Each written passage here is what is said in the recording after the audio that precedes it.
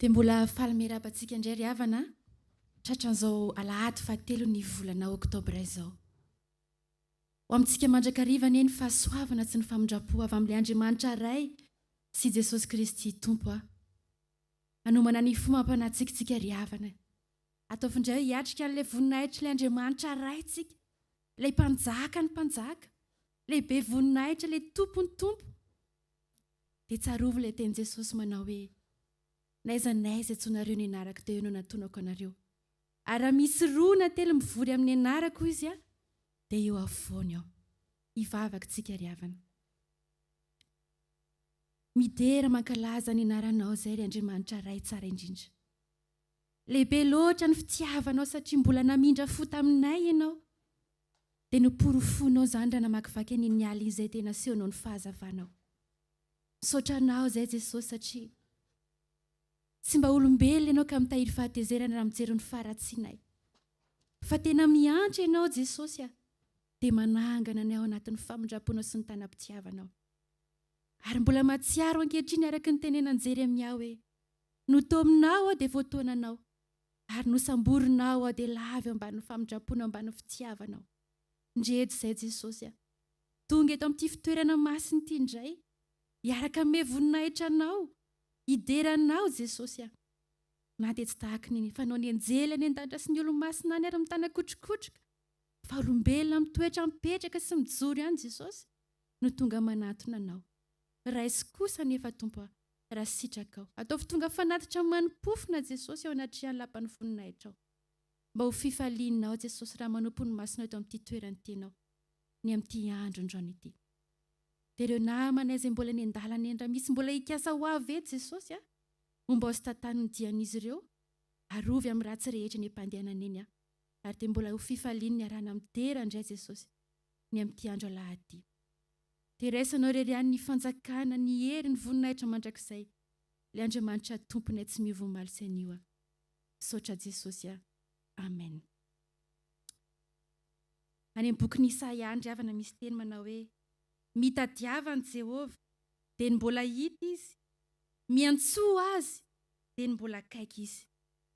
Aoka hozy izy ny ratsy fanahy afony lalany ary ny tsy marina afony heviny ary aoka hiverina ho amin'ny Jehovah ireny fa mindra fo ho aminy izy eny ho amin'Andriamantsika fa mela elaka dia mela elaka tokoa izy.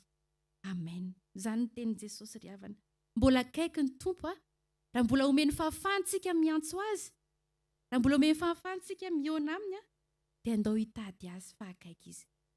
Ataontsika ny firana fifoazana 520 ny 9 sy ny 7.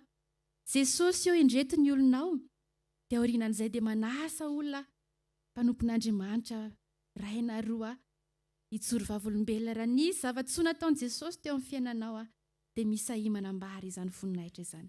Jesosy eo indreto ny olonao manatona anao mba ho vonjenao 9 sy ny 7 nataontsika.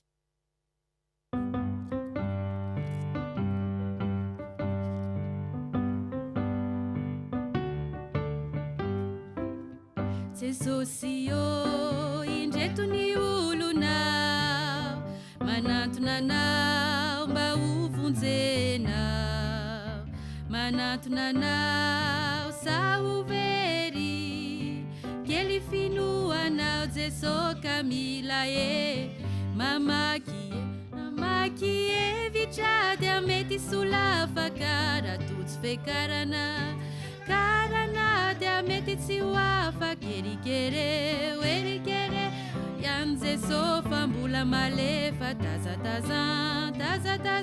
no ihany Jesosy fa sao dia reraka fanahy ma sino midina jereo ny olonao fa sao variana izay matory mba foazo ny fanahy masina Jesosy afafazo mamaky hevitra ka mety solafaka raha tojo fekarana dia mety tsy ho afaka erikere ihany Jesosy fa mbola malefa taza no ihany Jesosy fa sao dia reraka eny ary misy ijoro vavolombelona ve? Sisy.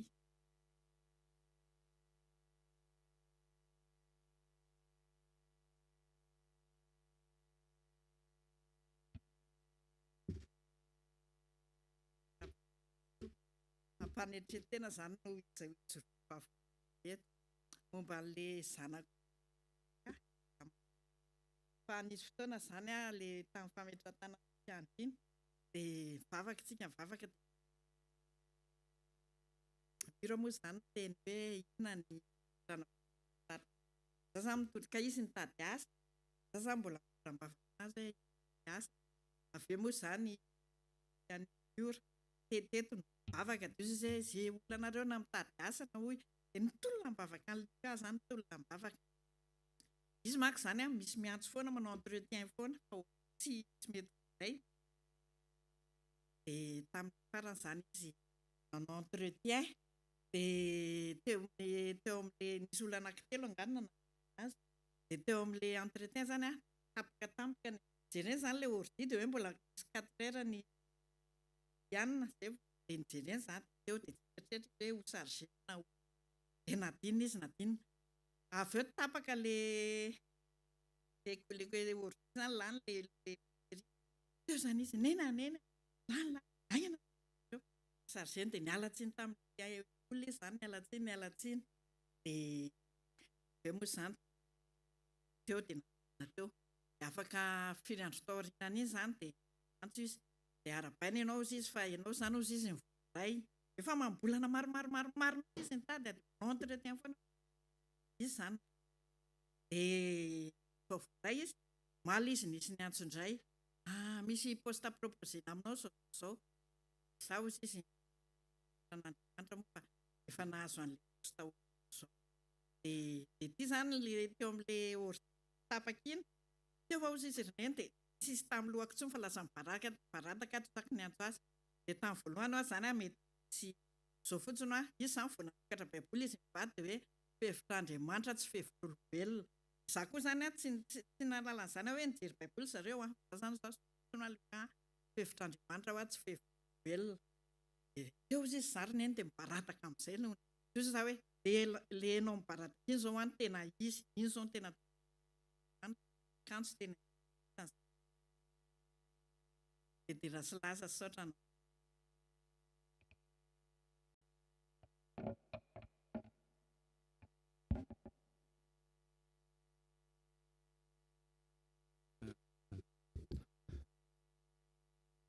manao natao tompo misy fijinoana vavolombelona kely ataoko zany momba ny hita amin'ny fiangonantsika zany hoe ny zavatra tsapako zany hoe ny andro alahady tena andro lehibe. Ny andro alahady zany no miantoka ny herinandrontsika rehetra manomboka lasinainy ziska samedi ho andram-pahatonga antsika tam-piangonana. Ny tsoko vavolombelona moa zany dia ino moa ny momba ny asako ny asako 13 latsaka maraina miomana ako hatramin'ny 3 sasany miala ao an-trano tonga ny amin'ny depôt amin'ny 4 manao triage ziska hatramin'ny 9 indray taratara amin'ny 9 sasany zany amin'ny 9 zany tokony départ zay amin'ny 9 sasany dia ny zavatra tsapako zany rehefa ohatra ka hoe vita daolidaoly efa vomana daoly ny camion rehetrarehetra dia misaina kely aloha satria efa ho départ. Dia alohan'io départ io zany ny zavatra tsapako hoe Jesosy ahoana indray ty tournée androany ity inona indray zany ny zavatra hoentinao amiko amin'ny tournée ty. Donc zany tsy maintsy manondrika ny lohako aloha fa afaka mangataka amin'ny tompo hoe inona avy ny zavatra hitondran'ny tompo eny an-dalana satria ny eny an-dalana tsy misy fantatra tsy fantatra ny camion hoe manao na ny pneu ny rehetrarehetra ny accident tsy fantatra satria ny lalana le betsaka mety mandalo tendrombohitra mandalo foana mandeha be dia be ny zavatra obstacle eny an-dalana dia isaky ny andeha zany dia mizatra hoe mila mametraka ny tompo foana zany vao mifoha zany dia efa metraka ny tompo aloha dia vao tonga ambony camion ka andeha amin'izay dia mametraka amin'ny tompo, dia mametraka amin'ny tompo ao hoe Jesosy lalako tsy mahita na inona inona fa apetraka aminao ny zavatra rehetra dia tsy fantanterahako ianao. Jerevy ny ankizy any an-trano, jerevy ny tena tsaroana zany ny mpanao livraison rehetra ato amin'ity fiangonana ity. Ny mpanao livraison amin'ny fiangonana, za koa ty olona livraison ny asako. Dia tonga ny amin'ny an-dalana any iny ary havana dia matetika moa zany ny camion livraison sivan'ny douane, sivanina mihitsy raha vao camion livraison voasivana ary tsy maintsy voasakana. Mandalo amin'iny CNO iny ahako dia misy midetresy olona anankiray dia gaga misy polisy eo aloha ao. Dia eo amin'ireo point ro havana tena hoe tena zay camion mandalo tsy maintsy voasakana. Fa mandalo ny camion koa fa jerevan'le douane fotsiny dia gaga. Jesosy tena nataona mijery fotsiny le douane. Jery fotsiny dia lasa afaka satria ny fotoanako zany tara raha vao ohatra mbola sakana andreo. Teo CNO. Nandeha indray ao ataoniny. Izy tonga dia hoe zahako efa sakana dôlidôly efa feno efa hoe 10 camion mijanona. Dia efa anjarako nefa misy gendarme anankiroa mijery anahy fa tena mijery fotsiny. Tena mijery fotsiny, tena mahagaga. Jerevany fotsiny ianao dia ohatran'ny olona ohatran'ny voan'ny ohatran'ny hoe tsy afaka manao inona inona mihitsy izy fa hoe mijery fotsiny dia za koa mijery anazy fotsiny ohatra zao. Fa mijery fotsiny. Dia lasa dia omaly indray any avy any Efavery za koa andeha hiditra any Adosara. Dia io indray ry zareo tena feno izy dia mandalo ahako fa ataon'i Jesosy ary amin'ny ilana izy fa tsy ataony ety amin'ny ilana, zany efa ny tena minitra segondra tena hoe tara raha vao ohatra ka tara raha vao ohatra za tsy maintsy vita aloha amin'ny 12. Ny zavatra tsapako zany, ny zavatra tena hoe tsapako hoe tena miasa ato amin'izao fiangonana zao ny tompo, tena miasa. Aokantsika tsy varim-bariana hoe tsy mandro-mandry amin'ny zavatra rehetra sy toy ny andro alahady tena zava-dehibe. Aokantsika tena hoe ilofo tsara mihitsy tsika tena hoe makaty am-piangonana fa tena ilaina ny makaty am-piangonana ary ny aty am-piangonana zany hoe fahatsapako anazy karazany école any an-danitra ihany izy ity. Ka zay tonga ao dia présent dia zay sy tonga dia absent. Misaotra tompoko.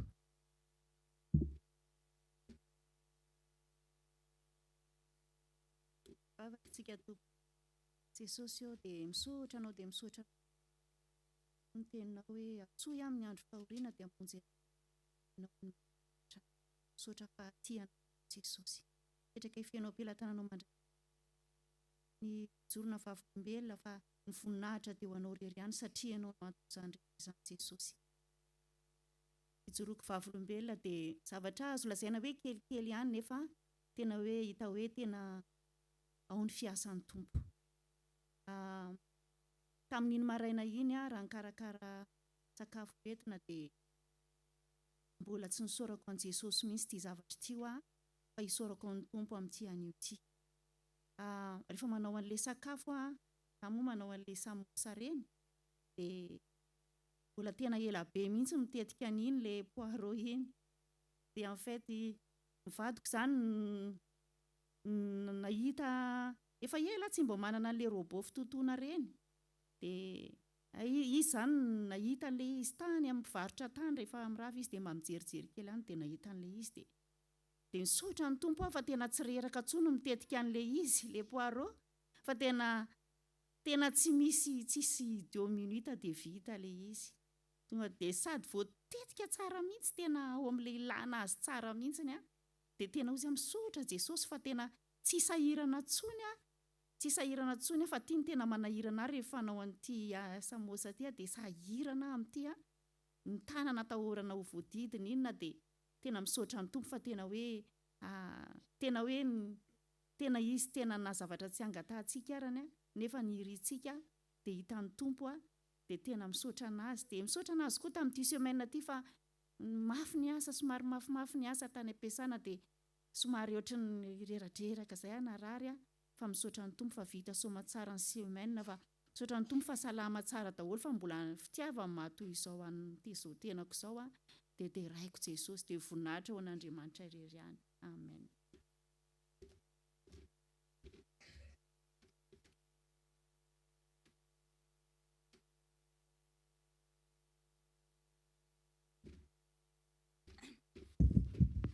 Fiadanana zava-be. Ny nandray teny kely fotsiny eny tsy dia kely loatra taloha nandehanako taty tena voasakasakana be.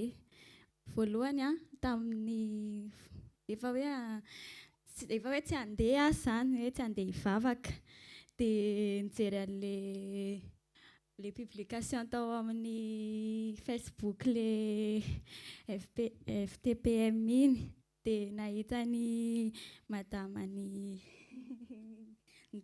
nisy teny voateniny izay, tsy tadidiko loatra le teny fa ny teny izy dia hoe tena andeha hivavaka ho aza na tara na tsy tara dia andeha.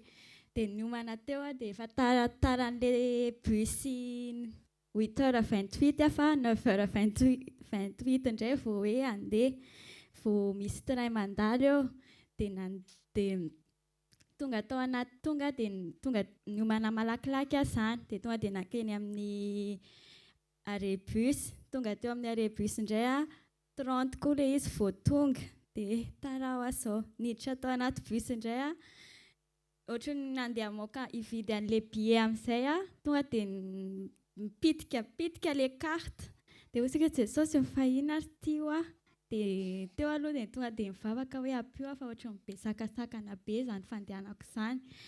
Dia vao vita indray ny tapehan'le izy dia vita le billet, dia tamtampoka teo amin'izay dia ohatrany tonga dia nisy satria mitsangana zany, satria feno daholo le seza dia mitsangana, tonga dia mipitika be ohatrany hoe mipitika zany dia tena hoe mivavaka farany hoe raha nisy zavatra tsy nety nataoko Jesosy dia hifonako fa aza tena ohatrany misy dia voly manakana anahy tsy handeha tena narary be mihitsy ny tanako ankavia iny tao anaty bus hoe fa insinako ary zany. Dia mivavaka teny an-dalana indray dia nisy niantso tamin'ny telefona hoe ahoana afaka ihany ianao amin'ilay androany le programma ankizy namana zany. Dia izaho anaty bus aty andeha ho Anymasy hivavaka, dia efa taiza moa zany teo Suzette tamin'izay, teo Suzette Genève, dia efa teo dia hoe mijanona ozy izy fa efa eto akaiky eto izay, fa atsika ne hanao fety hanao ohatr'izany. Dia tena ao ozy izy dia izaho tsy afaka mijanona intsony satria efa nireserve billet sady izaho efa niteny amin'ny olona tany hoe hoany. Dia ndao ozy izy fa mbola tsara ny hoaniny aty, ao fa alohany hoe billet-anao nakano ozy izy fa vidiana indray ozy izy ny billet-anao, raha hoe le billet ny manahirana anao ozy izy zany no tenenin'le namako. Dia tena misaotra ao fa raha eo aminao anareo dia ao aorianan'ny fivavahana. Zay fotsiny sisa ny teneko dia tonga dia tsisy réseau amin'izay ny telefonako tao aorianan'iny. Zay misaotra indrindra.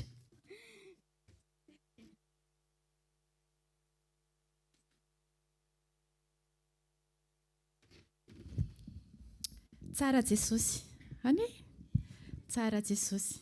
Raha fijorona olombelona dia mbola maro amin'ny fotoana manaraka mijoro indray fa dia omentsika voninahitra ny tompontsika, mahatsiaro an'ilay teny Jesosy hoe raha matoky amin'ny kely ozy izy nareo dia lasa maninona?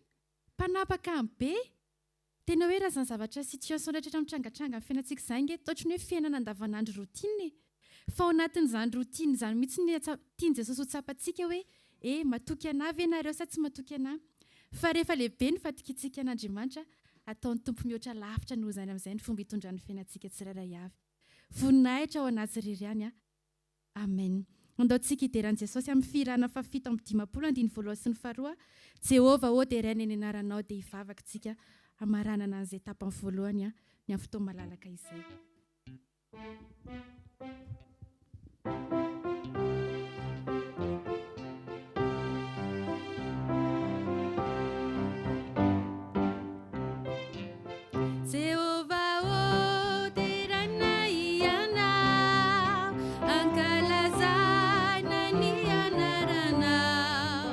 Izao rehetra izao manadina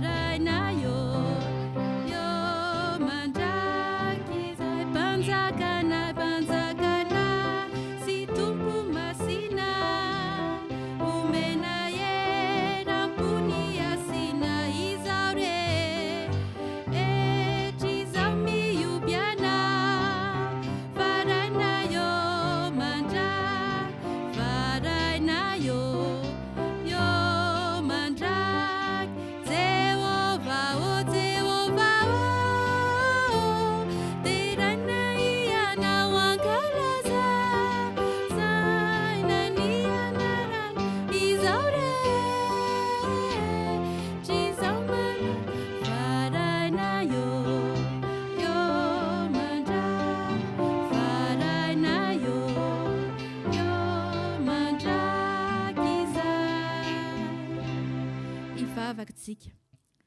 Jehova ô dia rainy ny anaranao, ankalazana ianao satria Andriamanitra tsara tokoa ianao, Andriamanitra mpanaony tsara. Mampianatra anay isan'andro tokoa ianao Jesosy. Atoky anao hatramin'ny kely indrindra satria tianao izay ho tonga mpanapaka ny lehibe indrindra.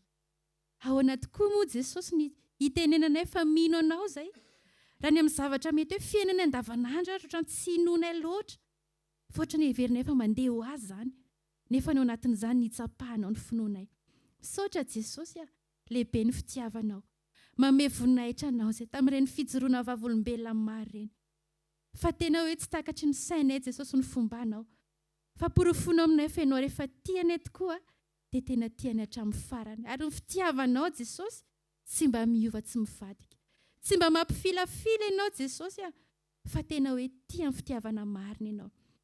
Mankasitraka ray tsara indrindra. Izany mbola nomezana voninahitra anao. Mba hampody ny fifalianao Jesosy, dia indraminay nika masina anjely ny an-danitra ny mioby anao manao hoe masina, masina, masina Jehova tompony maro, eniky ny voninahiny tandrehetra. Amen. Hiditra amin'ny tapa-manaraka-tsika ry avy.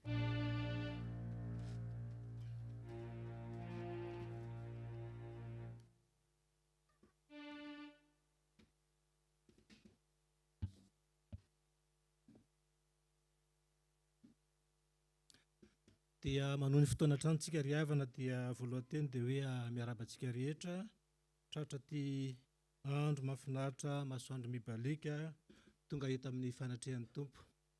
Dia hitsangantsika amin'ny voninahitra an'Andriamanitra amin'ny alalan'ny salamo. Androany ry havana dia hoe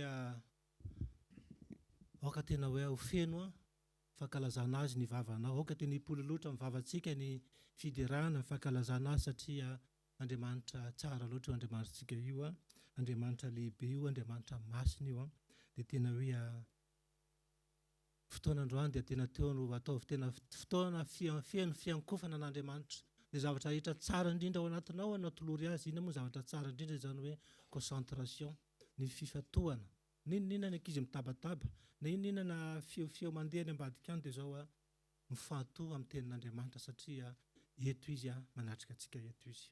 Dia risika dia azy ankalaza azy amin'ny psaume 113. Psaume 113. Psaume 113. Vakitsika hatramin'ny voalohany ka hatramin'ny farany satria tsy dia lava ilay izy. Ny soramandreriam-bo moa dia miteny hoe fideranan'Andriamanitra lehibe izay manandratra ny malahelo. Ao antsika isa 2:3. Alleluia. Midera ianareo mpanofon'i Jehova. Midera ny anaran'i Jehova. Isaorana ny anaran'i Jehova hatramin'izao ka mandrakizay. Hatramin'ny fiposahany masoandro ka hatramin'ny filetehany. Noderaina ny anaran'i Jehova. Avy ambony tany Jehova, ambony lanitra ny voninahiny. Iza ny tahaka ny Jehova Andriamanitsika izay mipetraka ny amin'ny avo nefa miondrika amin'ny jery, ny any an-danitra sy ny ety an-tany. Manangana ny malahelo hiala amin'ny vovoka izy ary manandratra ny mahantra ho afaka amin'ny zezika. Mba hametraka azy eo amin'ny mpanapaka ny olony. Mampitoetra ny tsara ny momba izy ary mahatonga ho renjaza amin'ny faly. Alleluia. Amen. Amen. Ataontsika ny hira voalahatra avy amin'ny ondrery vazantany izay raha tsy diso aho.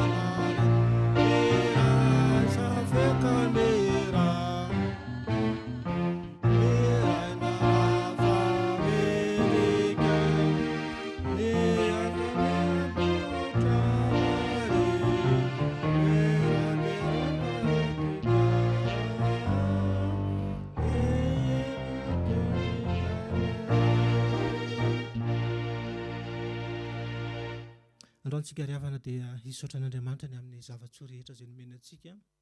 Ninona zavatra niaritra teo amin'ny fiainanao dia taddio araka ny teniny hoe misaora amin'ny zavatra rehetra. Na zavatra iverinao mety hoe ratsy ary dia misaora azy. Dia samitsika mivavaka eo am-pitoerana. Andriamanitra rainay ao dia ataonao ihany tokoa ny tsy hisaotra sy hanome voninahitra ny anaranao na amin'ny zavatra rehetra izay sedrainy tsirairay avy eo amin'ny fiainanay. Fantatray Tompo fa matoa misy ireny dia ianao no ambadika ireny, ianao no mampandresanay ary ny fahalehibiazana no ambadiny izany hoe fitomboana ara-panahy no ambadika ireny satria fantatray tokoa fa matoa tonga ny zavatra amin'ny fiainan'ny tsirairay avy dia zavatra efa nataonao ho zakan'ny tsirairay izany.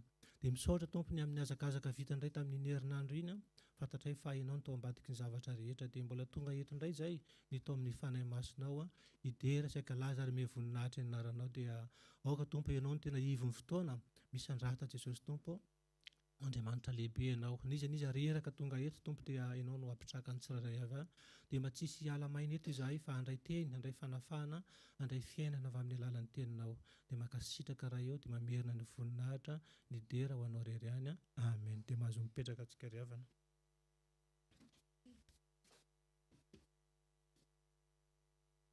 Nafinaritra daholo ny témoignage nataonareo teo. Midika izany ry havana fa izay natao hoe sitrapon'Andriamanitra.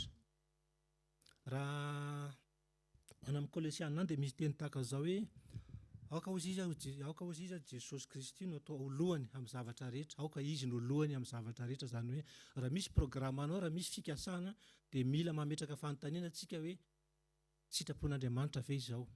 Raha mpanompo ny namantsika tao raha ny haingan-tany tany an-tranony izy dia izao efa nisy sady ny sakasakana kanefa izao ny tao anatiny dia izao nisy etaeta hoe andeha ho any am-piangonana tsy maintsy tonga any na dia tara ary dia izao dia Andriamanitra no nitantana ny diany dia tonga soamantsara teto izay hoe aoka ny zavatra rehetra izay ataontsika dia Andriamanitra no ivony, izy no mentsika voninahitra, aoka ny sitrapon'ny ho tanteraka satria ny amin'izao tontolo izao dia izao ny andrebireby antsika. Ny amin'ny maraina dia mety mody asinysery kely aloha, mody mikohaka kely dia iny anao ka mivavaka. Mety amin'ny maraina mety misy vahiny tonga tampoka dia ilay vahiny meno voninahitra dia kamo ianao satria misy vahiny ao an-trano dia tsy mandeha mivavaka ianao. Dia tazominy dia vola amin'io vahiny io ianao, tazominy dia vola amin'io serisery kely io ianao dia zara anaranao tsy tonga eto. Fa na misy fiara na tsy misy fiara dia izao rehefa manana volonté ianao, manana etaeta ianao ho tonga dia Andriamanitra mandamina ny zavatra rehetra. Ary tena faly izy, mbola vao miomana fotsiny ianao vao maraina iny midoza dia faly Andriamanitra, io ny zanako fa andeha hidera, andeha kalaza. Tsy falian'Andriamanitra mahita antsika ilay miomana, ilay mikenikena vao maraina iny.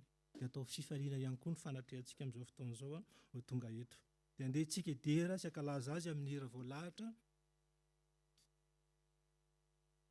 Hira voalahatra mendrika ny dera sy ny haza satria izany tokoa no Andriamanitsika ry havana. Mendrika ny dera sy ny haza io Andriamanitsika io, izy no mentsika voninahitra amin'izao hira izao. Mino fa haitsika tsara ilay hira, mendrika ny dera.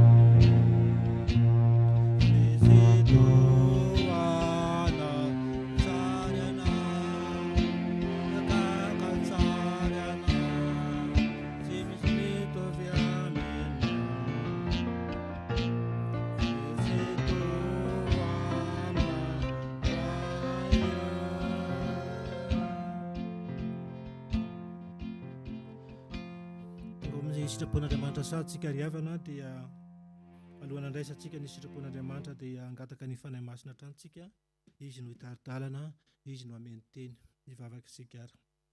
Andriamanitra, izany tokoa no hiranay. Andriamanitra tsara tokoa ianao, tsy misy toanao. Noho izany dia mendrika ny dera sy ny ady ianao. Mankasitraka Tompo satria mbola menao fotoana mandrakariva izay mbola ahafahanay mandray teny tokoa dia mitondra fiainana ho anay, fanotsiana izay diso, ho fananarana zavatra rehetra mbola mety Tompo hitsina ao anatinay dia manaiky indray izay no hitsinao, manaiky indray izay no ampianarinao dia ankehitriny Jesosy dia sokafanay ny fonay, manaiky izay no anarinao, manaiky izay no tezainao amin'ny alalan'ny teninao dia aoka tokoa Tompo ny teny izay ho ambara mbo tonga fiainana ho an'ny tsirairay avy. Mankasitraka raha io. Amen. Ny sitrapon'Andriamanitra ry havana tonga amintsika androany dia eo amin'ny Tesaloniana voalohany 1 Thessaloniciens 5:17.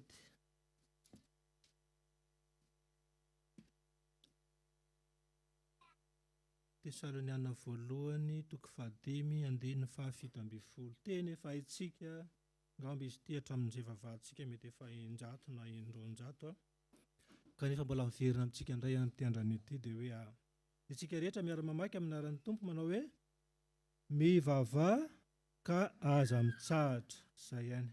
Mivavaha aza mitsahatra. Prier sans cesse. Izay le izy izay.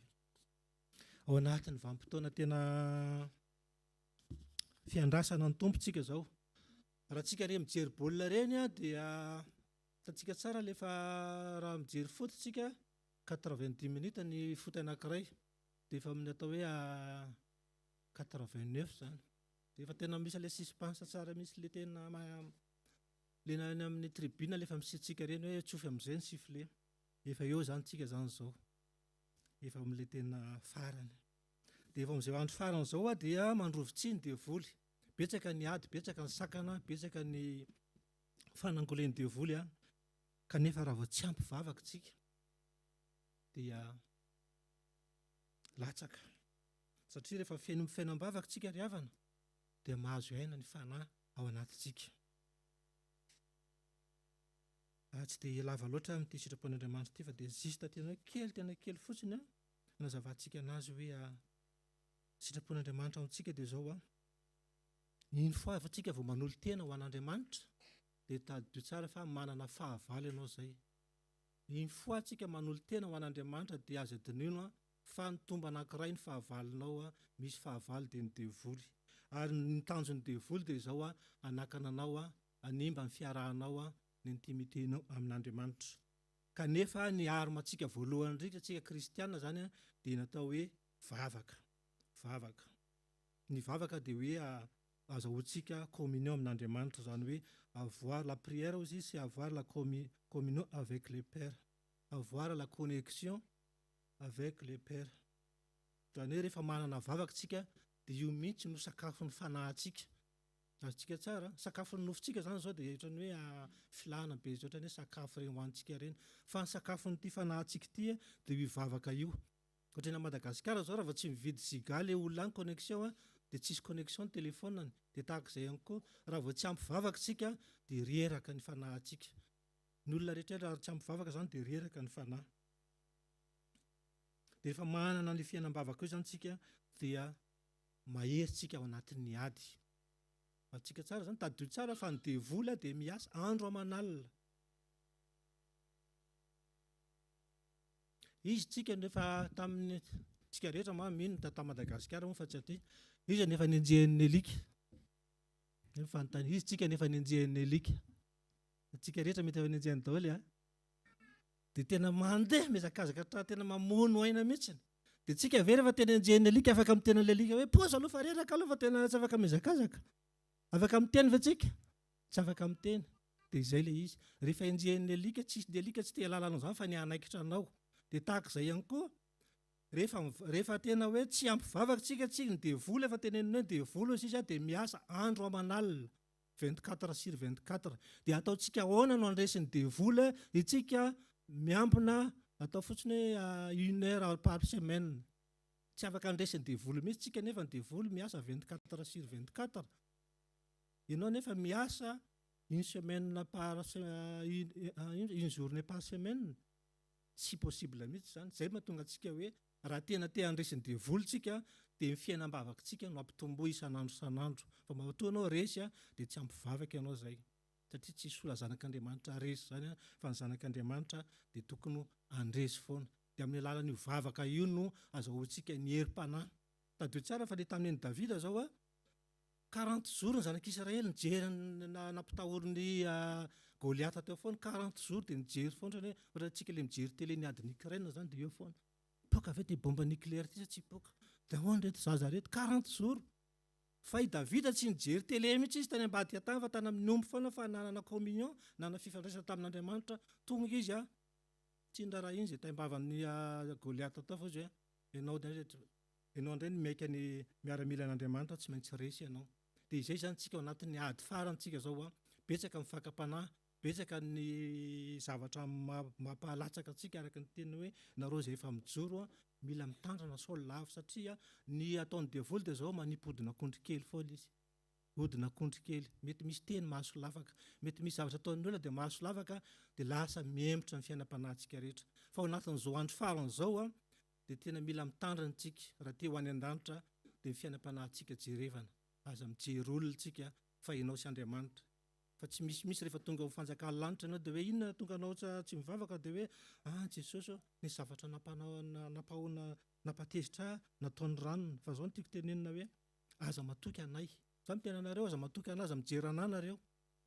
Satria raha za nijerenareo za mety misy faute ataoko hitanareo dia solafaka nareo.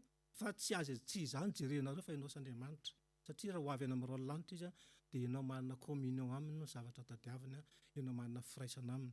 Dia izay ny solution antsika ny sitrapon'Andriamanitra riavana dia izao hoe mivavaha ka aza mitsahatra, satria io no motera mibooster ny fiainam-panahintsika, androsontsika ka tsy ho reraka. Zany hoe tokony fiainam-panahintsika zany dia mitombo isan'andro isan'andro. Ny mivavaka dia hoe tsy voatery androany ihany no mivavaka, fa misy ny cellule de prière iarahana amin'ny mpiara-miazakazaka, misy ny vavaka isa-maraina iarahana amin'ny mpiara-manompo, misy ny mivavaka ianao isan'andro isan'andro dia afaka mitondram-bavaka ny fiainanao ny zanakao. Zany hoe tahaka ny nataon'ny papa tao isan'andro isan'andro andeha hiasa dia izao mivavaka mametraka ny fiainanao ampelantan'Andriamanitra. Dia rehefa hitanao tsara mihitsy hoe misaotra an'Andriamanitra ianao amin'ny zavatra rehetra. Ohatra ny anahy zany zao ohatra ny hoe misy toerana zay ny tena virage, tena hoe virage 90 ka raha eo anao mifanena amin'ny bus ka hoe ka semi no mifanena aminao eo dia tena lany eo aloha ny 10 minutes satria tsy maintsy mila misy olona miguide zany le toerana.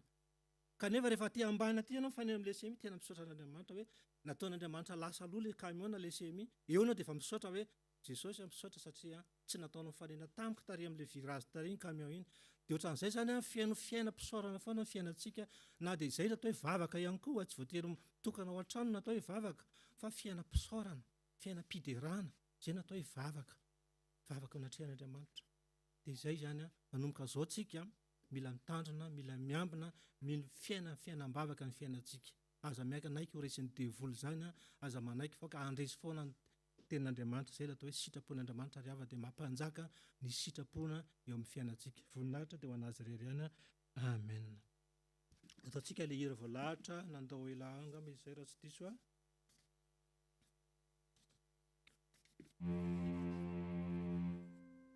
417.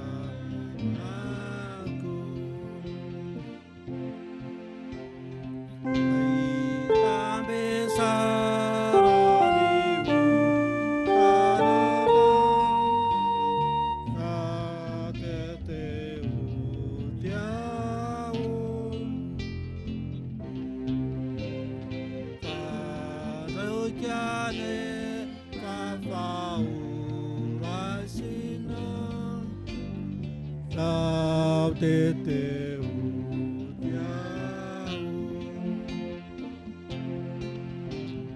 te talea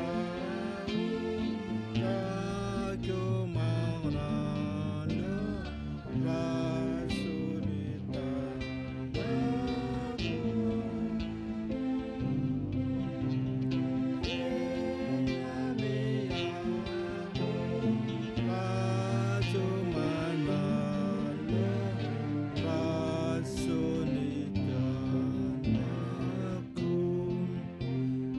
dia isika ry havana hitsangana ifoana manatrehan'Andriamanitra ambara ho aminy mbara ho amin'ny fandriamanitra tsy mandatsa izy ny zava-dehibe dia hoe ianao itsika mifona manambara mandoaka azy eo am-pontsika ao anatrehany dia samitsika mitondra mbavaka ry havana zavatra rehetra mety hoe napatezitra n'Andriamanitra nataontsika. Andriamanitra rainay ao dia ndreto izahay izay natsoinao amin'izao maraina izao manatona eto analohan'ny seza fiandriananao. Tompo misaotra mandrakariva tompo fa tsy mijery tsy fantanterahana tsirairay ianao fa tahaka ilay zanak'adala hoe mbola lavitra izahay dia efa notsinainao nosakambinao izahay nofihinao nasianao peratra izahay Jesosy Tompo namonoanao vorona izany tokoa ny fitiavanao anay tompo satria ianao tokoa dia mijery aminay masom-pitiavana mandrakariva mbola tianay ianao ary izany na dia izao tombonandrom-pahavelomana omenao anay izao raha Jesosy Tompo dia tianao tonga any fibebahana ny tsiraray avy. Tompo ianao mahita izay zavatra nahalatsaka ny tsiraray avy dia misy izay tompo fa efa nohamarinonao raha vao niala tany an-trano izay na nahetaeta Jesosy Tompo tahaka ilay zanak'adala hoe ody any amin'ny dada ody any amin'ny ray ao dia efa nohamarinona tokoa izahay tompo fa tsy nitsara akory ianao tsy nandatsa akory ianao tsy nandrabiraby ianao nanesoeso anay ianao fa nijery ianao Jesosy dia mankasitraka tao amin'ny fandriamanitra tsara tokoa ianao tsara mandrakariva ianao amin'ny fiainana dia amin'izao sisy izao izay Jesosy Tompo araka ny teninao hoe aza amin'izao sisy izao dia aza manoto intsony dia tsy hanota intsony izay tsy hanombanao amin'ny hazo fijaliana intsony izao efa hitahiry ny teninao atam-ponay dia mankasitraka raha io amen. Dia izao ry havana ny teny ho tonga amintsika amin'izao maraina izao eno tsara ny sitrapon'Andriamanitra tonga amintsika ny teny famelan-keloka dia hoe hoy ny Tompo amintsika koa izao ny lazain'i Jehovah raha hiverina ianao dia ho raisiko indray ka dia hitsangana eo anatrehako ianao ary raha manavaka ny zavatsoa hiala amin'ny zavapoana ianao dia ho solom-bavako. Anatona anao indray ireny fa tsy ianao no anatona azy ary ataoko mandavarahana mirova amin'ity firenena ity ianao hiady aminao izy nefa ianao nefa tsy haleo anao fa momba anao hamono tsy hanafaka anao ho Jehovah ary hanafaka anao amin'ny tanany ratsofanao sy hanavitra anao amin'ny tanany mampahory amen. Dia voavela ny herintsika ry havana dia mifalia tahaka ireny olona voavela heloka ireny dia mahazo mipetraka tsika dia mangataka ny responsable ny sekoly alahady raha misy miakatra etỳ anoloana.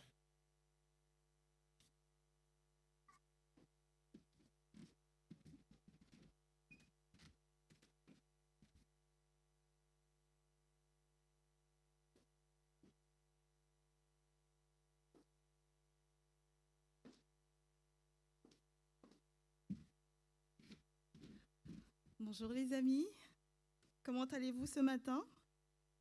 Très bien, c'est cool, hein, gloire à Dieu. Je vous invite à vous lever pour prier.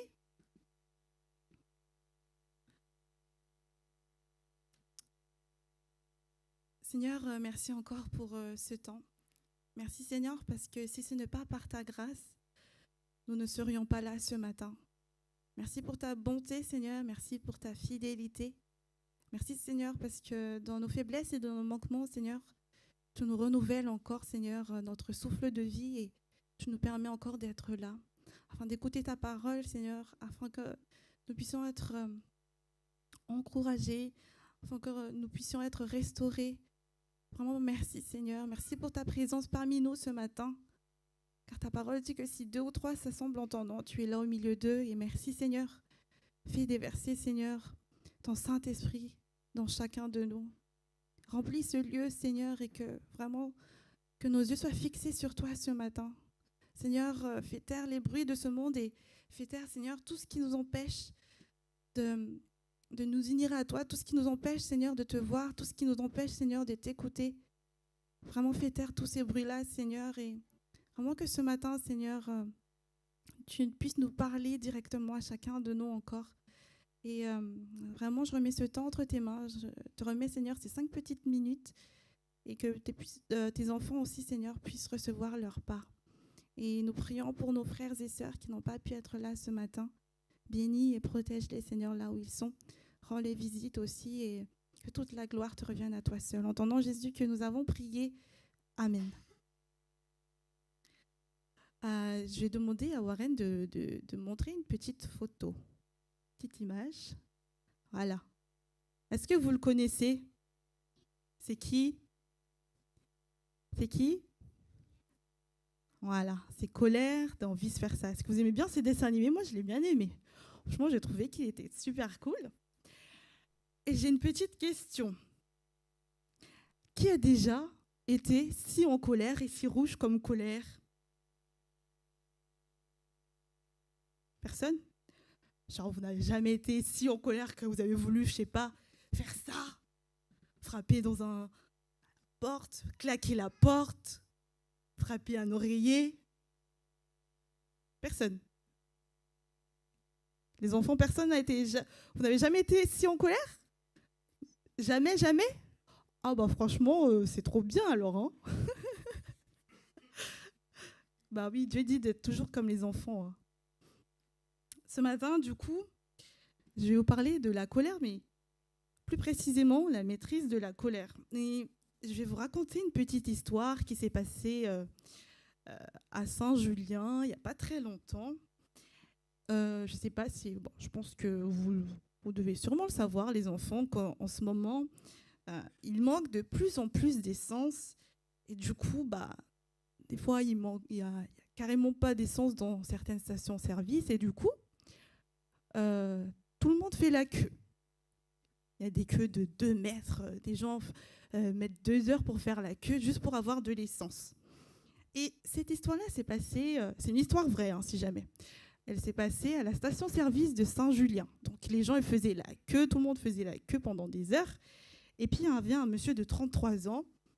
Il n'avait pas respecté la queue et il a doublé tout le monde. Sauf qu'il y a un jeune qui était dans la queue, du coup, et il n'était pas content de s'être fait doubler.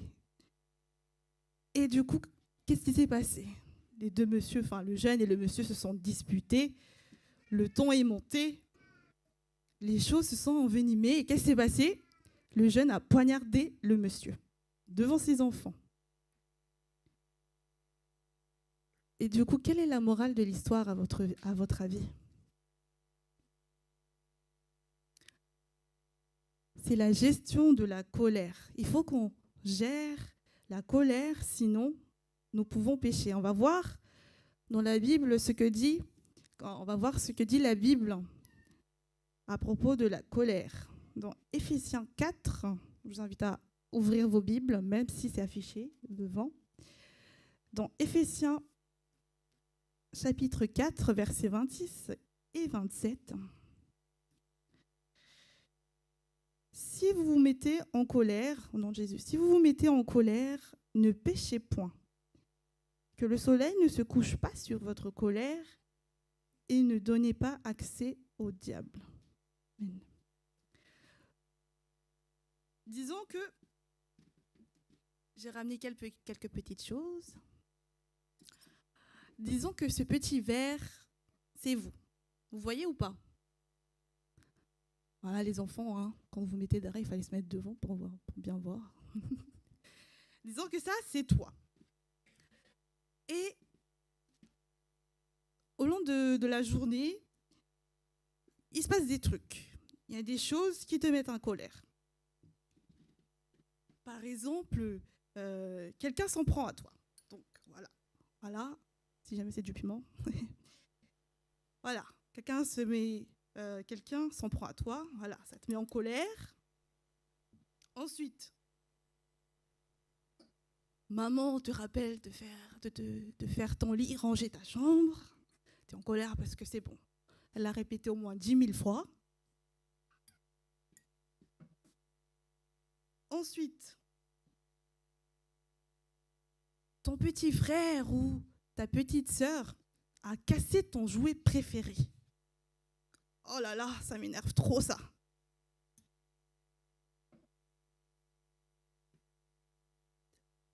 encore. Ah, il y a ta sœur. Elle t'a piqué ton plus beau pull sans même te le demander. Ça m'énerve. Voilà. Qu'est-ce qui pourrait te mettre en colère aussi? Bon, je sais pas, il y a plein de choses. Mais voilà. Regardez. On dirait que la colère a eu raison de notre ami ici. Donc, il avait vraiment laissé ça incontrôlable. Et voilà, ça a créé un petit gâchis là. Quelqu'un veut ça? Non. Et Dieu sait que nous mettons en colère. Cependant, qu'est-ce qu'il dit?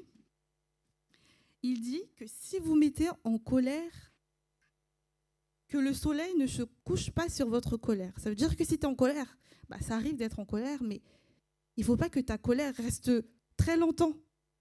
Genre, c'est bien écrit que le soleil ne se couche pas sur votre colère. C'est-à-dire que ta colère, il faut qu'elle parte quand le soleil se couche.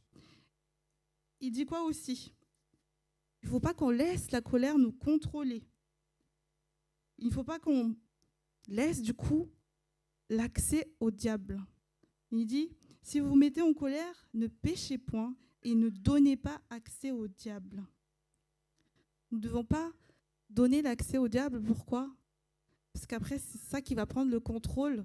Et on ne prendra plus le contrôle sur la colère. Et qu'est-ce qui se passe? Tellement on est en colère, je ne vais pas dire qu'on finira par faire comme le jeune garçon à poignarder quelqu'un, mais on pourra faire des choses qu'on regrette, qu'on regrettera.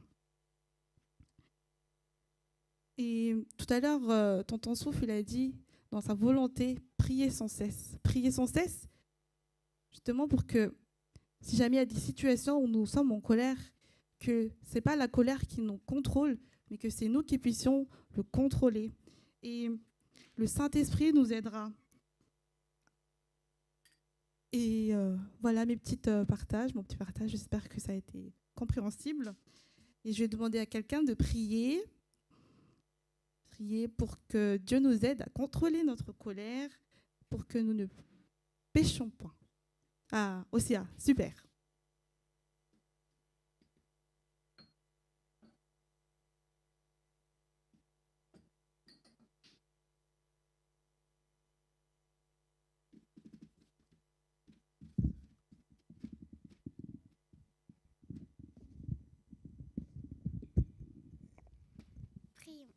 Merci Seigneur Jésus encore pour ces 5 minutes de cyclage. Seigneur Jésus, fais qu'on ne monte jamais la colère et fais qu'on enlève la colère de notre cœur, Seigneur. Fais qu'on reste toujours aussi sage. Et Seigneur Jésus, bénis tout le monde et donne des choses aux pauvres et guéris les malades. C'est en ton nom que j'ai fait cette prière. Amen.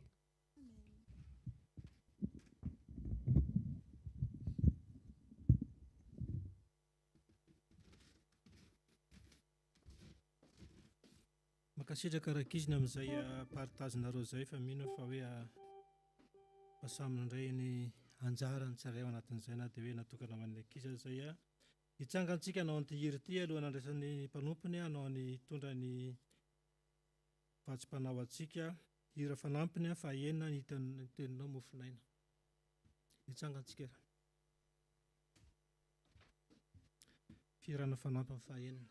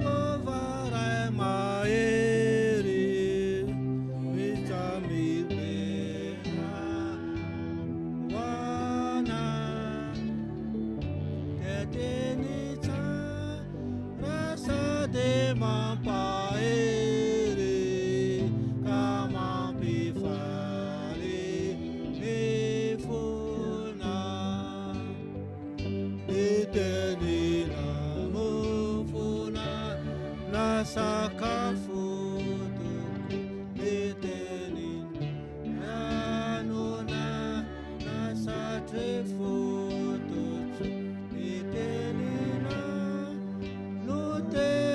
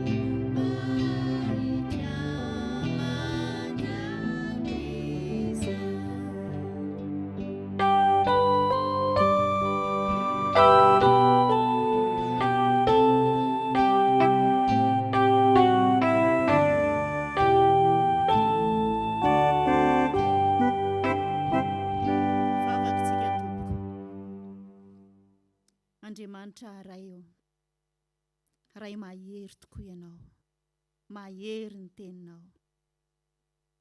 Ny teninao tokoa ny mofinaina sy ranonaina ho anay, mamelona ny fanahinay. Misaotra anao izay fatianay ianao. Jesosy malalo ankehitriny dia tonga ny fotoana hanambarana ny teninao, hamakina ny teninao. Da io ny teninao mba ho tonga nofo aty anatinay, ny sofinay tompo sokafy. Fanahy masonao sokafy ny momba anay rehetra. Sokafy tompo malalo, masom-panahinay. Aizanay mandray ny teninao, aizanay mandinika ny teninao, aizanay miaina ao amin'ny teninao, fa ny teninao no fiainana mandrakizay ho anay tokoa. Tompo dia apetraka fianao am-pelantananao ary tompony teny. Aoka ianao ny teny tompo fa izao dia fitaovana fotsiny midina ambany dia ambany eto anatrehanao Jesosy. Tompo Andriamanitra dia apetraka fianao am-pelantananao izany vavaka izany, satria ianao ny fanjakana sy ny hery ary ny voninahitra mandrakizay. Amen. Petrakitsika. Dia mbola miarahaba amin'ny anaran'i Jesosy hatrany fiadanana ho anareo. Fiadanana koa ho an'ny izay manaraka any amin'ny Facebook rehetra any dia mitombo amin'ny fahasoavana tompoko ao amin'ny Jesosy Kristy. Mamaky tenin'Andriamanitra tsika ao amin'ny Jaona novakitsika ny tenin'Andriamanitra. Jaona 11 novakitsika. Jaona 11 raisitsika amin'ny andininy voalohany ka hatramin'ny 5 tohizatsika eo amin'ny andininy 2:30 ka hatramin'ny 4:70. Jaona 11 1:5 32 à 44. Tantara efa fantatritsika loatra ity tantara ity, vakiana amin'ny anaran'i Jesosy. Jaona 11 Ary nisy lehilahy anankiray narary, dia Lazarosy avy any Betania, tanànan'i Maria sy Marta rahavaviny. Maria dia ilay nanositra ny tompo tamin'ny menaka manitra sy mamoaka ny tongony tamin'ny volondohany, ary Lazarosy anadahany no narary. Ary izy mirahavavy dia naniraka tany amin'ny Jesosy hanao hoe, Tompoko, indro marary ilay tianao. Ary rehefa reny Jesosy izany dia hoy izy, tsy ho fahafatesana ny anton'izany aretina izany, fa ny ampisehoana amin'ny voninahitr'Andriamanitra mba ankalazana ny zanak'Andriamanitra. Ary Jesosy tiany Marta sy ny rahavaviny ary Lazarosy. Ary Maria rehefa tonga teo amin'izay nitoeran'i Jesosy ka nahita azy, dia nikohaka teo amin'ny tongony ka nanao taminy hoe, Tompoko, raha teto ianao dia tsy maty ny anadahiko. Ary Jesosy noho nahita azy nitomany sy ny jiosy izay niaraka tamin'ny tomany koa, dia votony fanahiny ka tora-kovitra izy. Ary hoy izy, aiza moa no nandevenanareo azy? Dia hoy ireo taminy, Tompoko, andeha izaho. Jesosy nitomany. Dia hoy ny jiosy, akory ny habe ny fitiavany azy? Fa hoy ny sasany, motsy ain'ilay ity izay nampahiratra ny mason'ilay jamba va? Ny manao izay tsy ho nahafaty andra-lehilahy ity? Dia voto indray ny fanahin'i Jesosy, dia nakeo amin'ny fasany izy, ary zohy izany sady nisy vato narindrina teo. Hoy Jesosy, esory ny vato. Hoy Marta nabaviny maty taminy, Tompoko, maimbo izy zao, fa efa farana izay. Hoy Jesosy taminy, tsy voalazako fa raha ino ianao dia ho hitanao ny voninahitr'Andriamanitra, dia esory ny vato. Ary Jesosy dia nanandratra ny masony ka nanao hoe, raha eo misaotra anao aho, fa efa niaino ahy ianao. Raha izao dia fantatro fa niaino ahy mandrakariva ianao, fa noho ny vahoaka mitsangana manodidina no lazako izany, mba hinony fa ianao no naniraka. Ary rehefa nanao izany teny izany izy, dia niantso tamin'ny feo mahery hoe, ry Lazarosy, mivoha ahy. Dia nivoaka ny maty, nisy fehipaty ny tanany sy ny tongony, sady voafemo sarako ny tavany. Hoy Jesosy tamin'ny olona, fa ao izy ka avelao andeha. Ray masonao, manamasinana amin'ny fahamarinana, fa ny teninao no fahamarinana. Amen. Ity tantara ity dia tantaran'ny Lazarosy izay natsangan'i Jesosy tamin'ny maty. Tantara efa fantatritsika loatra fa ny tenin'Andriamanitra moa dia mamerina amintsika mandrakariva hoe ny teny averina dia mahatsara antsika, satria tsika mantsy manadinodino, ary mila tsaroantsika mandrakariva ireny asan'i Jesosy Kristy ireny. mila miaina ao anatin'le asan Jesosy tsika, mila miaina ao amin'ny fiainan Jesosy Kristy. Tsika rehefa mijery film dia ohatry ny ahoana moa misy olona mijery film zao ny olona anankiray dia tena mijery izy dia miaina ao mijery tena mijery ahoana ny fandehan'izany ary naninona ny nakatsy ary naninona ny nakary ary ahoana ary dia ao. Fa eto dia tantara.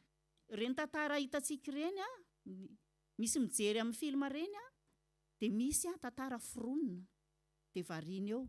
Fa eto dia tantaran'i Jesosy Kristy izay tantara marina sady mitondra fahavelomana satria misy fahagagana ao anatin'izany asan'Andriamanitra izany.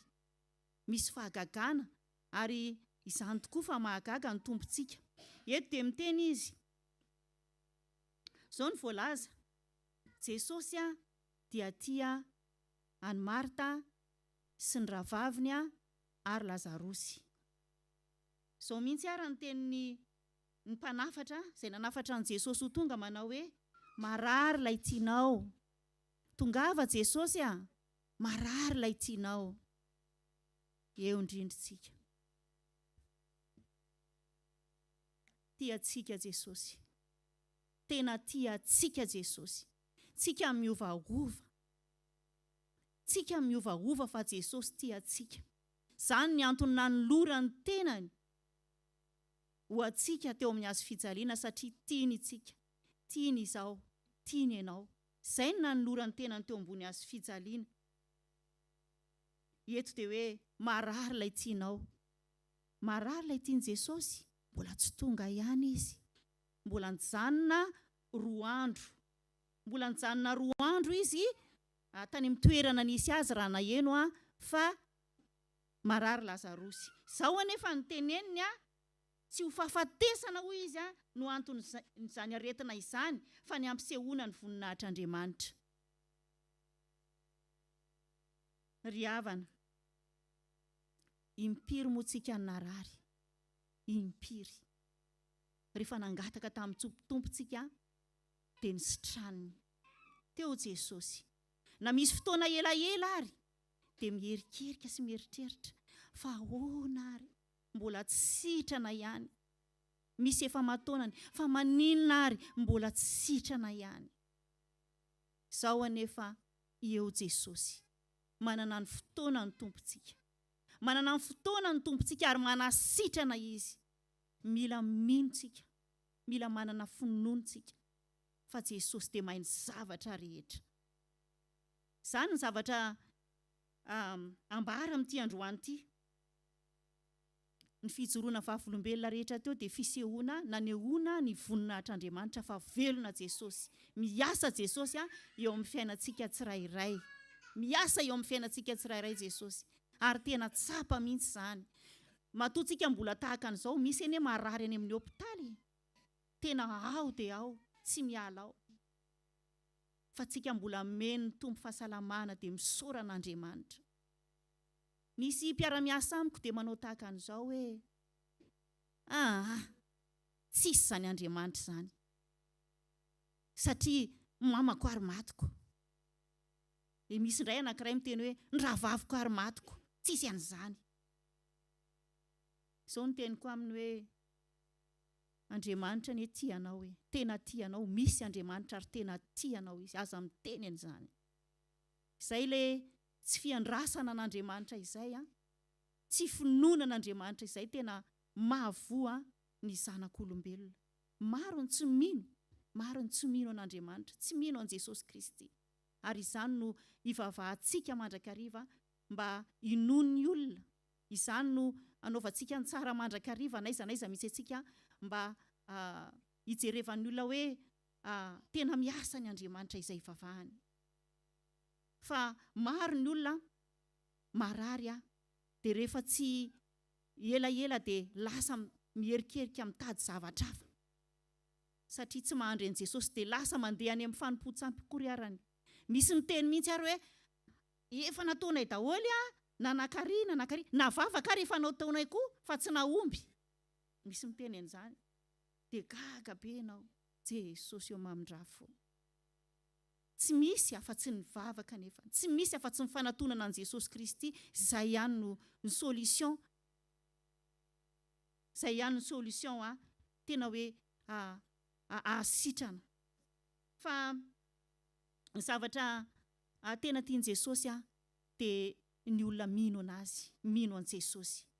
Amaky tenin'Andriamanitra tsika. Misy tenin'Andriamanitra ovakitsika atao marika. Misy tenin'Andriamanitra atao marika ato, misy teny ovakitsika nanasitrana an' Jesosy lay marary ny paralysisa. Marika toko fa marika toko faharoa dia vakitsika amin'ny andininy fahatelo ka hatramin'ny fahadimy manao hoe amin'ny anaran'i Jesosy. 2:3-5. Ary nisy nanantona nitondra ny anankiray marary ny paralysisa eo aminy, izay ny olanjainy efa da, ary satria tsy afaka nanaiky azy izy noho ny abetsahany vahoaka, dia nanesora ny tafin'ny trano ny toeran'i Jesosy, ka noho efa voasokatra dia nampidininy teo ny fandriana izay nandrian'ilay marary ny paralysisa, ary Jesosy noho nahitany finoandreo dia nanao tamin'ilay marary ny paralysisa hoe, anaka voavela ny elokao. Amen. Dia jereo ane zany jereo na i Jesosy ara noho nahita ny finoan'ireo, noho nahita ny finoan'ireo reo mpitondra marary, netin'ireo mpitondra marary ny marary dia nivahany ny tafitrano miaina ao anatin'le tantarantsika zao mivoaina mihitsy ny tafitrano teo ambony satria tsisy lalana andehanana makany amin'i Jesosy. Tena hoe misisika mihitsy zany makeo amin'i Jesosy, misisika tena misisika mihitsy, fa raha vao tsy misisika dia tsy mahita ny tompo. Dia eny amin'ny tafitrano eny no ngokana, nasorona ny tafo nidirany marary. Ary noho ny finoan'ireo mpitondra marary ireo, Jesosy tsy nijery an'ilay marary tsony fa ny finoany ny mpitondra marary. Rehefa nino mpitondra marary hoe ato manasitrana, nitondra azy teo amin'i Jesosy dia hoy Jesosy voavela ny elokao, dia nisitran'ilay marary. Hitantsika amin'izany ny fitiavan'i Jesosy. Tsy any amin'ny Hebreo misy teny fa tsy misy zavatra azontsika amin'ny tompo raha ohatra tsika ka tsy mino, raha tsy manam-pinoana, dia tsy misy ninina azontsika mihitsy, fa mila tsika manana finoana. Ary izay olona miroro saina sy mierikerika eo amin'ny fanarahana amin'ny tompo dia tsy mahazo ninina mihitsy. Izany ny tenin'Andriamanitra any amin'ny Jakoba any. Eto dia mitoy ny tenin'Andriamanitra. Rehefa tena nalahelo Jesosy raha nahita i Maria nitomany, dia nitomany koa Jesosy. Nitomany Jesosy. Io andininy dimy amby telopolo, Jesosy nitomany. Tena tiany Lazarosy, nitomany Jesosy. Io teny kely io fehezanteny kely io ato anatin'ny Baiboly, io rery ihany Jesosy nitomany. Io rery ihany ny fehezanteny kely fohy indrindra ato anatin'ity Bibla ity. Dia zao ny zavatra misy tena fitiavana izany, ranomason'i Jesosy ny latsaka izany. Fahatsiarovy ry havana, fa na dia amin'izao tsika zao ara dia Jesosy mifona ho antsika ao an-danitra ao. Mifona ho antsika, tsarovy hoe misy mifona ho antsika ao an-danitra ao. Aza manaonao foana. Fa tsarovy Jesosy Kristy ty antsika izay mifona antsika ao an-danitra ao. Zao ny zavatra misy rehefa nakeny amin'ny fasana Jesosy. Rehefa nandeha teny amin'ny fasana Jesosy dia niteny izy manao hoe esory ny vato. Dia namaly ny anabavy ny maty hoe ny Marta zany namaly hoe maimbo izy. Efa efatrandro izy zao tao maimbo izy. Tsy afaka voaina intsony io fasana io. Zay ny antony. Zao ry havana. Jesosy te hiasa eo amin'ny fiainan'ny olona, fa misy zavatra sakatsakana be dia be. Misy misakana ane. Misy misakatsakana eo amin'ny fiainan'ny olona. Jesosy te hiasa. Zany ny zavatra misy. Te hiasa amin'ny manodidina antsika Jesosy. Fa misy ny sakatsakana, dia io sakatsakana io entintsika eo amin'i Jesosy mba ho vahany Jesosy. Misy miteny mihitsy ny hoe efa tsy io ve ady andeha hivavaka izany, olona efa lasa lavitra be, efa io ary efa zao ny ataony, zao ny ataony, zao ny ataony. Ile olona miteny iray no mandetika an'le olona tokony ho vahana. Misakana ny asan'Andriamanitra tsy ho vita. Io ve io ara-pisotro toka be, inona koa io ve dia iovy izany. Io ary efa 4 taona zao foanako. Efa 4 taona, misy ny teny anahy mihitsy ary hoe tsy ilaitram-bavaka izany mihitsy iny. Aiza nisy an'izany. Izany hoe misakana ny asan'Andriamanitra tsy ho tanteraka. Fa ny tompo dia miasa mandrakariva. Ary tiany olona rehetra tsy manavaka ny olona rehetra voalaza ato anatin'ny tenin'Andriamanitra izany, fa tsy manavaka ny tompontsika. Na iza heverina hoe tena tsisy hevitra intsony io, tsisy an'izany. Misy solution amin'i Jesosy Kristy. Misy solution. Jesosy Kristy, izy ihany no manafaka. Raha ny zanaka ny manafaka dia ho afaka tokoa. Tsy isika izao mihitsy sanatria ny sakatsakana ny asan'Andriamanitra tsy ho vita hoe tsy zany io fa zao io. Aza misakatsakana ny asan'Andriamanitra. Tany amin'ny Néhémia tany raha tonga Néhémia namboatra ny manda ny Jerosalema dia efa misy atokon'olona efa hanimba sahady. Zavela manao an'io fa hanohatra raha vao manangana an'io. Izay ilay manohatra ny asan'Andriamanitra. Misy zavatra ohatr'izany zany eo amin'ny fiainantsika. Misy sakana. Fa Jesosy rehefa tonga amin'izao fotoana izao dia manala ny sakana rehetra eo amin'ny fiainan'ny zanak'olombelona. Fa ny olombelona tsy mety mahare hoe izany Jesosy. Jesosy avy any Nazareta hony. Jesosy Kristy hony. Namonjy ny very. Tsy misokatra mihitsy ny sofina. Tsy misokatra mihitsy ny maso. Tsy mahita mihitsy ny maso. Anjarantsika no mivavaka ho an'ny manodidina antsika. Anjarantsika no mivavaka ho an'ny manodidina antsika. Fa maro no mbola tsy mahafantatra ny tompo. Maro no tsy te halala. Nefa andro farany izao araka ny tenen'ny mpanompon'Andriamanitra teo fa efa andro farany izao. Izao ny zavatra misy ry havana. Tsy voalazako ve ozy ny tompo Tsy voalazako fa raha ino ianao dia ho hitanao ny voninahitr'Andriamanitra dia ny esoro ny vato. Raha minontsika, ninona zavatra mahazo antsika, ninona zavatra angatahantsika dia izao. Mivazana eo amin'i Jesosy Kristy. Raha mino itsika. Fa mila faharetana fa ho avy Jesosy. Ho avy Jesosy fa eo mandrakariva izy fa tsy mandao antsika izany Jesosy. Araka ny teniny fampahirezana ny tenen'ny mpanompon'Andriamanitra teo iny. Mampahery antsika hoe tsy mandao antsika ny tompo. Tsy mandao, ny teniny izany, tsy mandao izy dia tsy mandao izy. Fa itsika no mierikerika rehefa misy zavatra tsy andry kely dia sao dia sao fa aleo aloha mitady solution hafandray. Kanefa ny tompo dia eo mandrakariva. Mamany olana antsika. Samy manana ny zavatra mahavesatra tsika. Samy manana. Fa izao Jesosy Kristy ihany, izy ihany ny vahaolana eo amin'ny fiainantsika na inona mahazo antsika. Toy ny tenin'Andriamanitra manao hoe nanandratra ny masony Jesosy dia nivavaka izy. Nivavaka Jesosy. Nanandratra ny masony izy dia nivavaka. Nitaraina tamin'ny rainy izy. Inona moa nitarainany tamin'ny ray eto mba hitsanganany Lazarosy amin'ny maty. Niteny tamin'ny feo mahery izy hoe Lazarosy mivoa. Tao anaty fasany Lazarosy dia Jesosy. Lazarosy mivoa. Eo daholo izany ny olona. Nivoaka Lazarosy. Gaga daholo ny olona rehetrarehetra. Izany ny fahagagana nataon'i Jesosy Kristy. Nanangana ny maty. Nivoaka izy voaka ny maty dia mbola misy fehipaty ny tanany ny tongony mbola misy mosoarany ny tavany. Ry havana, mahatsiaro ny antson'ny tompo.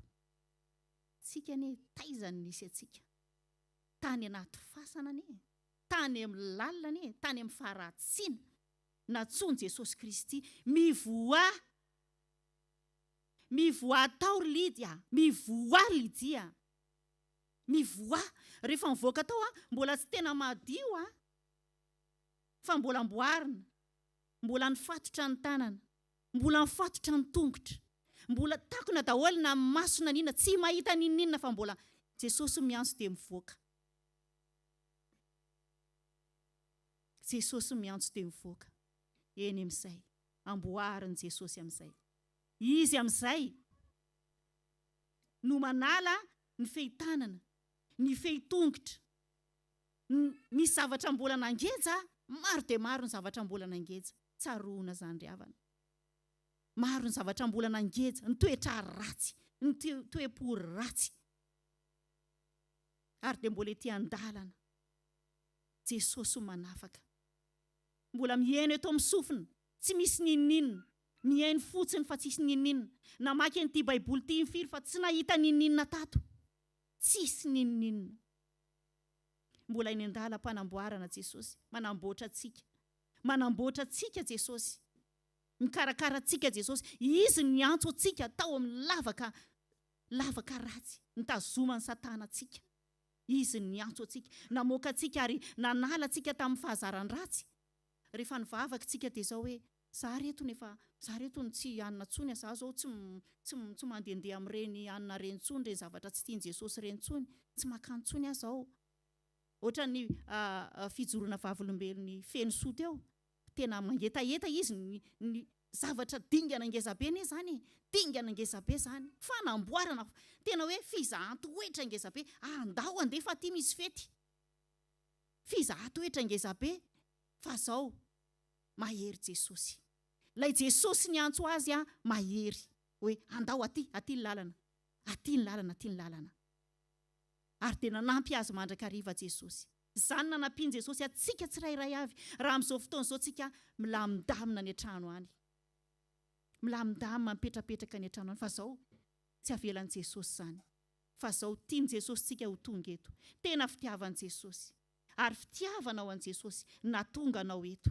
Mitady izay mitady an Jesosy dia tena mahita an Jesosy. Ary misy amboarin Jesosy ao anatintsika ao. Misy vahany ao anatintsika ao. Tena tsy verimaina ny fahatongavanao eto ry havana. Fa mamaha Jesosy. Mampianatra toetra tsara antsika Jesosy. Mampianatra fandeferana reny, fandeferana ataon Jesosy reny, fanetrehetena reny. Ampianarin Jesosy atsika reny. Tsy tenenina fotsiny reny hoe Jesosy za mahatoky anao. Fa tena mahatoky marina vetsika. Izay ny zavatra misy amin'izao fotoana izao ry havana. Araka ny tenen'ny mpanompon'Andriamanitra teo fa akaiky anie Jesosy jereo anie ty geragera be ty va voalazy io. Andro ny fehemorana izao. Sao no ambarako anao amin'ny anaran'i Jesosy. Raha vao malay midaina mivavaka efa miemotra zay. Raha vao malay midaina mandeha aty am-piangonana tandremo fa efa miemotra zay. Efa misy fihemorana ao anaty ao. Raha vao malay midaina mamaky tenin'Andriamanitra, miaina amin'ny tenin'Andriamanitra, tandremo fa misy fihemorana zay ao anaty ao. Tandremo, tena toerony devoly. Toerony devoly. Aza manaiky fa toerony devoly. Andositra izy rehefa toerina. Hiala izy rehefa toerina. Toery fa andro fihemorana zao. Andro fangatsiatsiahana zao andro zao. Efa mandrovitsiny ratsy efa kely sisany androny. Dia manao izy zao zavatra rehetrarehetra zao tsy atongavantsika mivavaka. Nefa ny fiarahantsika mivavaka tahaka izao mifampahery. Mahita, mifankahita tahaka izao. Mahafinaritra mahita ny rahalahy. Mahafinaritra mahita ny rahavavy. Za miteny aminao. Fa mahafinaritra mifankahita. Tena mahafinaritra. Ny tsy afaka ny lavitra mody atao ahoana na misy zavatra koa tsy ahafahana mandeha aty amin'ny fiangonana. Misy antony io. Tsy fanomezantsiny. Fa raha hoe ny akamona, kamokamo dia mila mitandrina tsara. Fa efa eo Satana. Efa tonga ny fihemorana. Ary izy tsy anaiky anao fa ho tazominy anao. Raha vao tsy manohatra anazy. Dia mila mitandrina tsika amin'izao andro farany izao ry havana. Mamaky tenin'Andriamanitra tsika, amarahana tsika n'izany teny izany. Mamaky tenin'Andriamanitra tsika any amin'ny Jaona any, any amin'ny Jaona voalohany. Jaona voalohany Jean 1 ho vakitsika.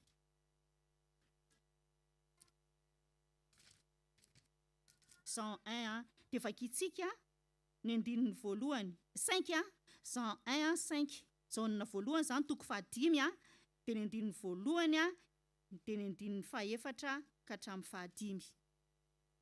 Mivaky toy izao amin'ny anaran'i Jesosy. Izay rehetra mino fa Jesosy no Kristy dia naterak'Andriamanitra.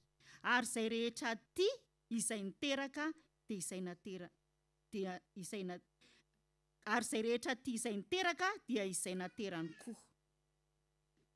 Fa izay rehetra naterak'Andriamanitra dia maharesy izao tontolo izao. Ary ny fandresena eto maharesy izao tontolo izao dia ny finoantsika. Iza moa no maharesy izao tontolo izao afa-tsy izay mino fa Jesosy no zanak'Andriamanitra. Amen. Izay mino, izany no maharesy an'izao tontolo izao. Resinao izao tontolo izao. Resitsika izao tontolo izao satria zanak'Andriamanitra isika. Efa natsangan'Andriamanitra tamin'ny alalan'i Jesosy Kristy tsika, fa zanantsika. Izay rehetra mino fa Jesosy no Kristy dia naterak'Andriamanitra. Mino ve ianao fa Jesosy no Kristy? Naterak'Andriamanitra ianao. Naterak'Andriamanitra tsika fa mino fa Jesosy no Kristy. Izay rehetra tia izay niteraka dia tia izay naterany koa. Izay rehetra tia izay niteraka Jehovah Andriamanitra no namean Jesosy Kristy. Raitsika amin'ny alalan'i Jesosy Kristy. Mazava angam'izany tenin'Andriamanitra izany. Tiantsika ino anana finoana ry toetra amin'izany finoana izany. Tahaka ny Abrahama, nino manana finoana. Abrahama ne tena manana finoana. Izany mahatonga anazy hoe rainy mino ny anaran'i Abrahama. Satria mino an'Andriamanitra ary io finoana io dia arahan'asa. Ny Abrahama nateriny mihitsy ny zanaka. Ahoana re izany ry havana? Ry Abrahama hoeto ny zanaka lahatokana, atao fanatitra. Ahoana re? Raha isika no atao an'izany. Ngamba misy fitsoahana tsy hita velively. Fa zao Abrahama netiny ny zanany. Satria izy mino an'Andriamanitra, fa fatany fa hanao zavatra Andriamanitra. Misy zavatra tian'Andriamanitra atao, netiny zanany teo amin'ny andeho atao sorona. Ary teo mihitsy Andriamanitra niteny hoe Abrahama. Tena fantatr'Andriamanitra ny fitiavany Abrahama fitiavany Abrahama anazy, tena fantany satria ny zanany mihitsy dia izay ilay tandindony Jesosy Kristy. Tandindony Jesosy Kristy io zavatra nataony Abrahama io. Satria Andriamanitra dia nanome ny zanany hosorona amonjena asa ianao. Aza adino izany. Aza atao tsy enjery fotsiny izany. Fa tena ataovy ao anatin'ny fotsika. Fa Jesosy Kristy dia mato atsika. Ho famonjena atsika.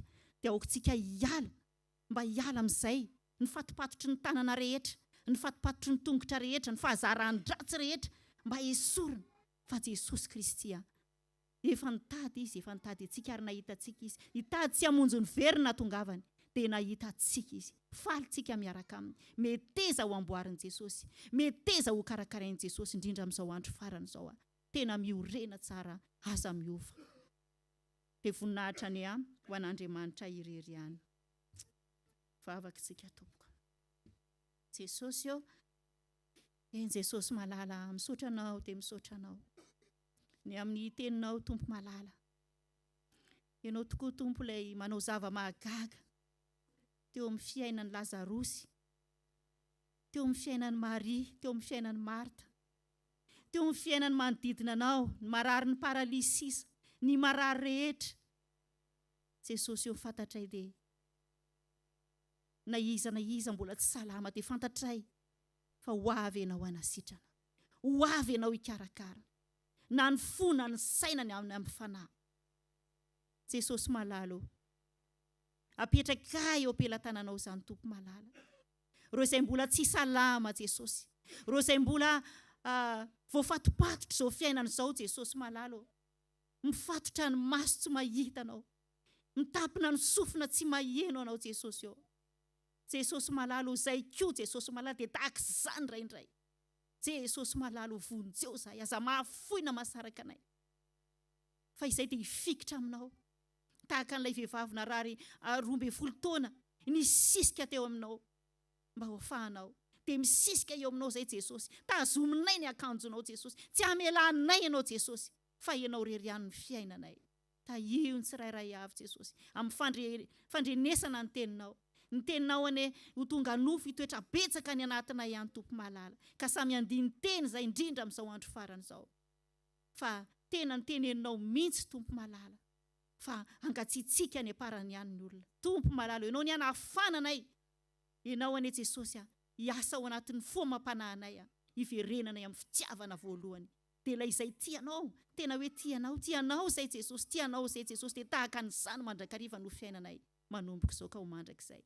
Ny anaranao Jesosy nanaovanay izany vavaka izany. Anao ny tera, anao ny laza, anao ny voninahitra mandrakizay. Misandrata Tompo. Amen.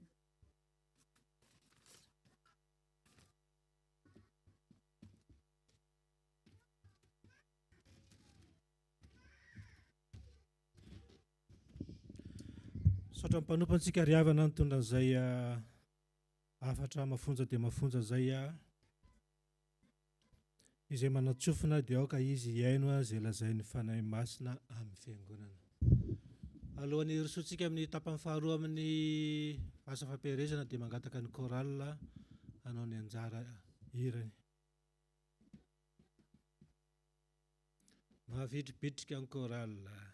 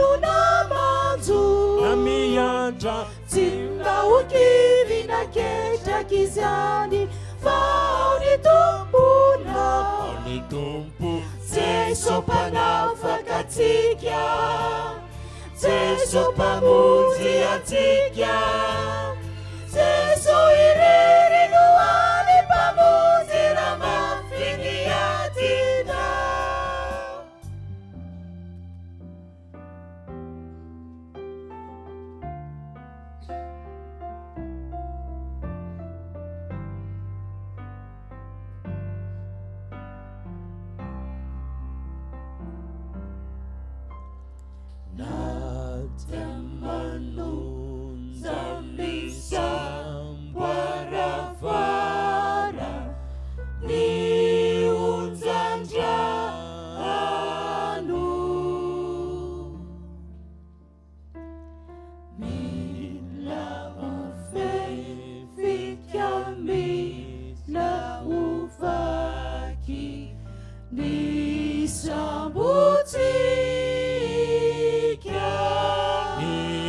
sambo marondeba navotena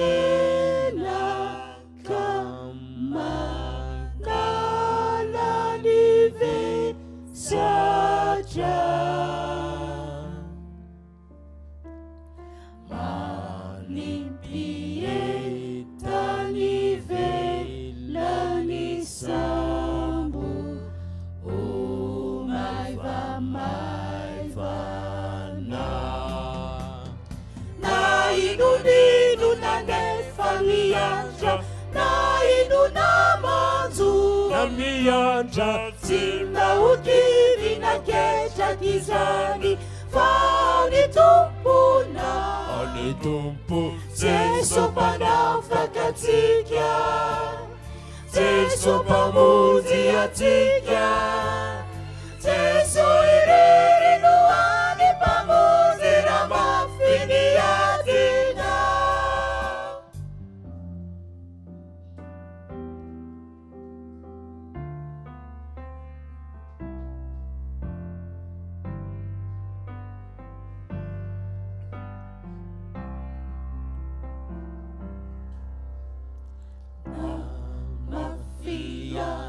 zany fiainanantany mampitomany ka mahatonga ny marookivy ka de mamoy fo makivy Sinisa sanilasa maketsisimakeru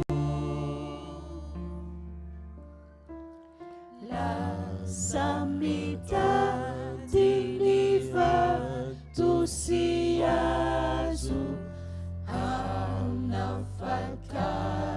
anafakazia nainuninu nanefa miantra nainuna manzo namiantra tsimba ukivy naketrakizany fa ny tompona ny tompo Jesu mpanafakatsika Jesu mpamonjy atsika Jesu irery no any mpamonjy raha mafiny adina nainuninu nanefa miantra nainuna manzo namiantra tsimba ukivy naketrakizany fa ny tompona ny tompo Jesu mpanafakatsika Jesu mpamonjy atsika